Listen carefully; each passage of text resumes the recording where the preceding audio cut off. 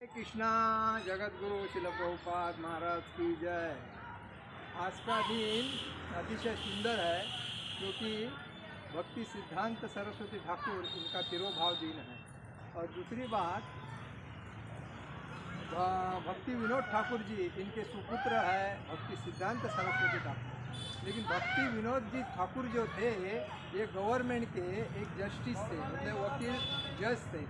और वो हिसाब से वो सरकारी अधिकारी होने के बाद भी अपनी सरकारी नौकरी संभालने के बाद वो भक्ति में इन्वॉल्व होके रात को लोग जब जागते तभी वो सोते थे और लोग जब सोते थे तभी वो जागते थे।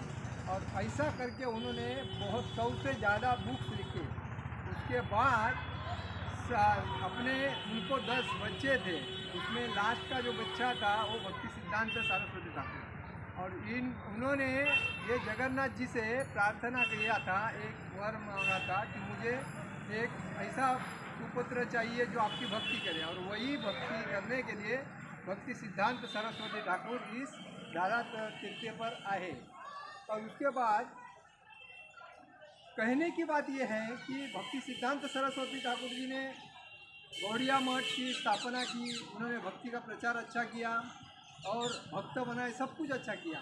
और कहने की बात, आज कलयुग में भक्ति विनोद जो ठाकुर थे वो सरकारी अधिकारी होने के बाद भी उन्होंने नौकरी संभालने के बाद भक्ति संभाली और भक्ति का प्रचार किया। और उसके बाद भक्ति का प्रचार करने के बाद बुक्स भी लिखे और उसका प्रचार भी किया।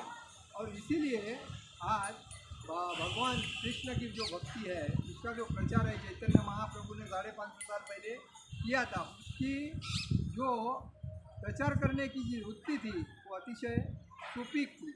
तो आजकल के अधिकारी लोगों ने ऐसे भक्ति में आना जरूरी है, क्योंकि जब पहले ज़माने के लोग 10-10 बच्चे होने के बाद कोई पैसे का मामला मतलब इच्छा नहीं रखते थे, लेकिन भक्ति में तल्लीन होकर भक्ति का प्रचार भी करते थे, समाज की सेवा भी करते थे और सरकारी अधिकारी होकर अपना घर भी संभालते थे। मतलब आज के अधिकारी में उन लोग के बुक्स पढ़ना जरूरी है और बुक्स पढ़ के उन्होंने ध्यान देना चाहिए कि हमें क्या करना है, वो हिसाब से चलना चाहिए। तो कहने का मतलब वो जज होने के बाद भी अगर वो ऐसा कर सकते हैं तो आजकल के अधिकारी क्यों नहीं कर सकते।